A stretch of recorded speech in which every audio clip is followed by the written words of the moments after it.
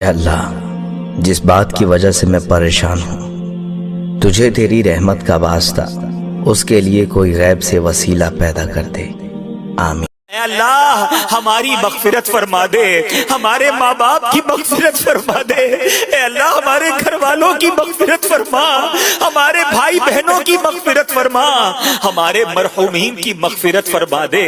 اتنا تو عقل مند ہے کہ وہ رو رو کے اپنی ماں سے ہر بات منوا لیتا ہے۔ کتنے نادان لوگ نکلے ہم کہ ہم رو رو کر اس اپنے رب سے اپنے گناہوں کی بخشش بھی نہ کروا سکے، جو ایک ماں سے نہیں 70 ماؤں سے بھی زیادہ محبت یہ عورت تھی جو بہت ہی غریب تھی، اس کا ایک بچہ بھی تھا، امیری کا جنازہ نکل گیا، غربت عروج پر آ گئی، صبح کو کھاتے ہیں شام کے لیے نہیں ہوتی، شام کو کھاتے ہیں صبح کے لیے نہیں ہوتی۔ ماں کا ایک ہی لباس تھا، آج وہ بھی پھٹ گیا۔ اب جگہ جگہ سے جسم چھلک رہا تھا۔ بچہ گیا اپنے چاچا جی کے گھر میں، چاچا جی مالدار تھا، اس نے دستک دی، چاچا باہر نکلا، ہاں کیا لینا ہے؟ اس نے کہا چاچو جی میری ماں بے لباس بیٹھی ہے، ہم غریب سے لوگ ہیں، ماں کا ایک ہی لباس تھا، آج تو وہ بھی پھٹ گیا ہے، اب جگہ جگہ سے جسم چھلک رہا ہے، خدا کے لیے تیرے گھر میں اگر کوئی پھٹا پرانا لباس پڑا ہو تو اٹھا کے مجھے دے دو تاکہ میں اپنی ماں کی زندہ لاش ڈھانپ سکوں۔ چاچو جی نے جو رویہ اختیار کیا تو بچہ روتا ہوا واپس کی طرف جا ہی رہا تھا کہ راستے میں سے ایک شخص مل گیا۔ اس شخص نے کہا بچے کیوں رو رہا ہے؟ کہتا ہے نہ پوچھ میاں، میری ماں بے لباس بیٹھی ہے۔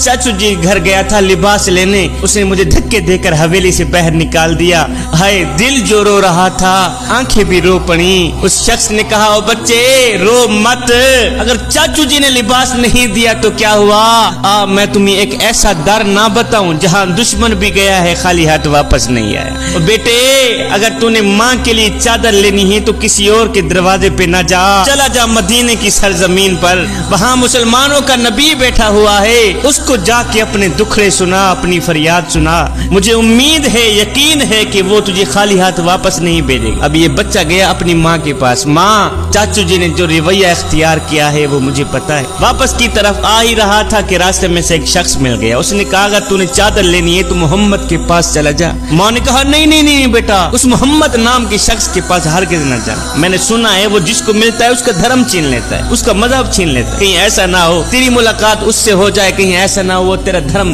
چھین بھی نہ لے۔ بچے نے کہا نہیں ماں میں جاتا ہوں لباس لینے، چادر لینے، اگر دے گا تو دے دے گا، نہیں تو پہلے میں اسے بتا دوں گا میں تیرا کلمہ نہیں پڑھوں۔